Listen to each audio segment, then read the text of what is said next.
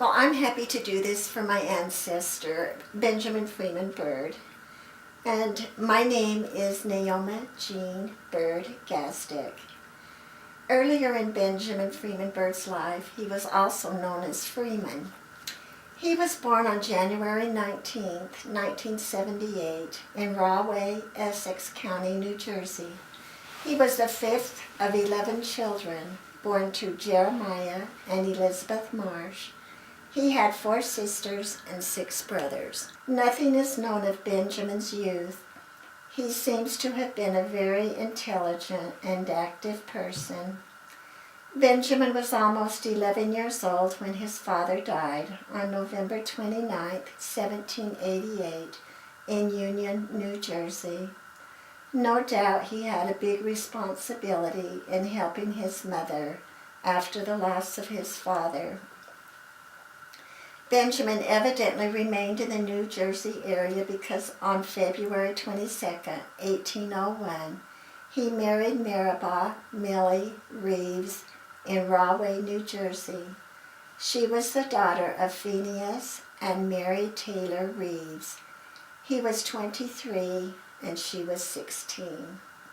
This was the year the nation's capital was moved from Philadelphia to Washington, D.C. Benjamin, being the third son, seems to be the one who pulled up stakes and left the old homestead, moving to Flanders in Morris County, New York, and starting a home for his new bride. Their first child was born January 29, 1802, and they named him Phineas Reeves. A year and a half later, Charles was born on September 19, 1803, in Flanders, New York. This is the lineage that I come through. In all, Benjamin and Maribah, they had 9 sons and 2 daughters. They moved to Romulus, New York in 1809 and moved to several places in the area the next few years. Tragedy came into their lives in 1813 when they lost their 4-year-old daughter Elizabeth. And then a few months later, they lost their 2.5-year-old son, George. Benjamin and Maribah's son, Samuel, was born the same year as the prophet Joseph Smith, and their son, Richard, was born the same year Joseph Smith received the first vision of God the Father and his son, Jesus Christ. In the 1830 census records, it shows there were 8 members of the Bird family living in Southport, New York. In 1832, Benjamin and his wife Maribah were living in a comfortable home, and they were members of the Methodist Church. As the snow blanketed the New York countryside, a single elder from the Church of Jesus Christ of Latter-day Saints knocked on their door. He asked for admittance and keep. Since he was a minister of the gospel of Jesus Christ and was preaching without purse or script, they were touched by the story that he bore. Over the next few weeks, by reading the Book of Mormon, they became convinced that his message was true. Since the elder had moved on, the Birds grasped at the only link to the glorious message that they had received. They subscribed to the Messenger and Advocate. Because the church was in its very early infancy, having been only 31 months since the church was organized, the Bird family had nowhere else to turn for additional information. Benjamin states, "Because I held the Book of Mormon as sacred as I do the Bible, the Methodist Church, whom I had been a regular member for 37 years, turned me out. But I bless God for it, for though they cast me out, Jesus took me in." He further adds that he does not know as he shall ever have the privilege of uniting with this church, as he never saw but one elder, whom he solicited to preach twice. It caused a great stirring noise among the people. He also wrote, "If any of the elders are passing near, would they do well to call?"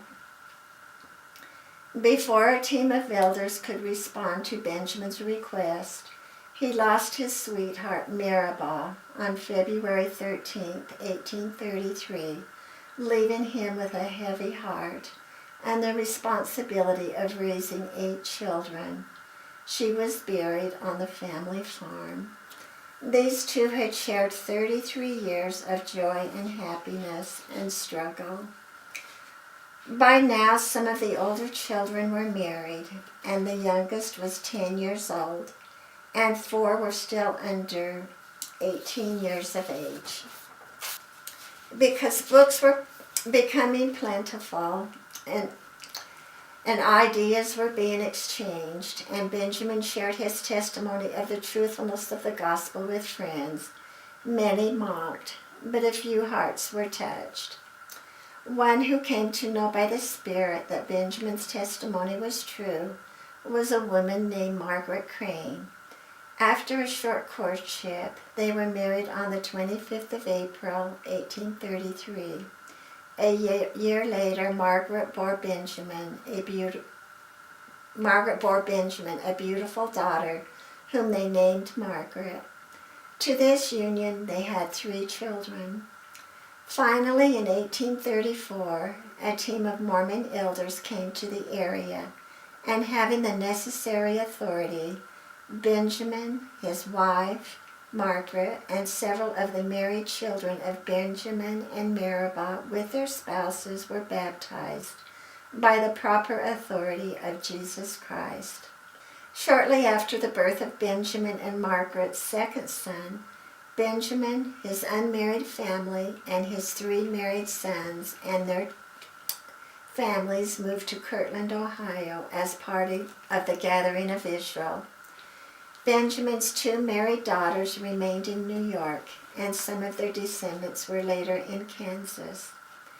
Benjamin's son Charles represented his father's large family at the meeting of the Council of the 70s in Kirtland and pledged the support of the Bird family in what was later to be known as the Kirtland Camp. While at Kirtland and Far West, the Bird families, and particularly Charles Bird and his wife Mary Ann Kennedy, became personal, close acquaintances with the prophet Joseph Smith and his wife Emma.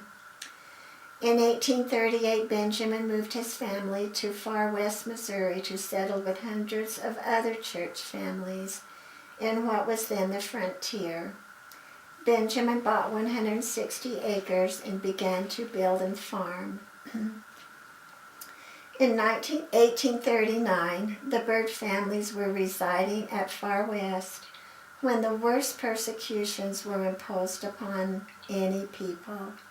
Benjamin and his son Charles had signed the affidavit wherein they covenanted with other inhabitants of Far West to stand by and assist one another to the utmost of our abilities in removing from the state of Missouri. They bound themselves to the extent of all their available property to be disposed of. In the spring of 1843, they built a 2-story brick structure, and later they sold the property to Jonathan Browning, who then added on the 1st story of the middle section and even later the gunsmith and the blacksmith shops. During that time, they enjoyed all the special cultural events that have come to mark the Nauvoo period as being one of the most unique in history.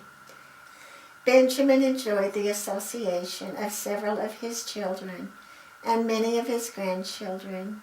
His sons Phineas, Charles, James, and Samuel all had their families at Nauvoo, and he still had living at home with him 2 sons by Meribah and 3 children by Margaret. Benjamin and all of his sons participated in the building of the Nauvoo Temple. Benjamin and his sons and their families were present after the martyrdom of the prophet Joseph Smith and his brother Hiram, June 27, 1844. After the death of the prophet Joseph and Hiram, The Birds, along with other saints, worked under armed guard to complete the temple. Most of the Birds received their endowments on the third-floor rooms of the Nauvoo temple. Then they were sealed to their spouses. Benjamin and his sons and their families were present when Sidney Rigdon claimed that he was to be the guardian of the church. They witnessed President Brigham Young transfigured into the voice, appearance, and personality of the prophet Joseph Smith, and felt the Spirit bear witness to their souls that the 12 should preside. Benjamin Freeman Bird stood under the old tree at the end of Teardrop Lane and watched his son Charles drive his loaded wagon across the frozen river to see if the ice was firm enough for the saints to cross. Because several of the Birds were weavers by trade, Benjamin and his sons and their families were asked to remain at Council Bluffs and winter quarters and assist in the outfitting of the immigrant saints. The Bird family set up a woolen mill of sorts similar to the one they had at Nauvoo, and thereby assisted in the immigration of thousands of homeless saints. In 1850, the Brethren invited the Bird families to come west, and they immigrated with the Milo Andrus Company.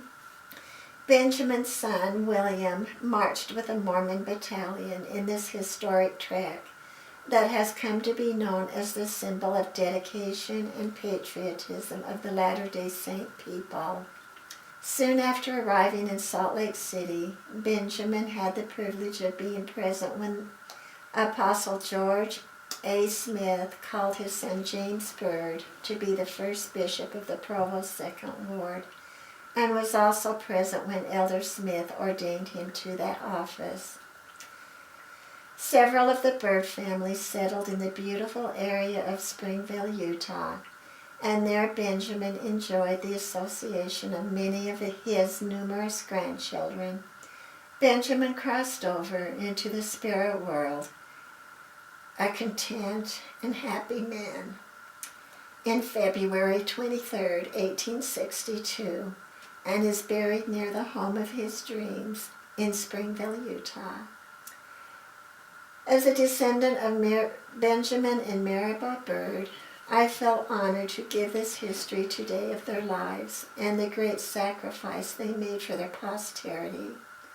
I feel a great deal of love for you and look forward to the day when I will have the opportunity to be with them again. References for this history are found in the Family Bible of Benjamin Freeman Bird, LDS Temple Records, Stake and Ward Records in the possession of Clifford Stratton, the documentary history of the church, and numerous family histories and family records.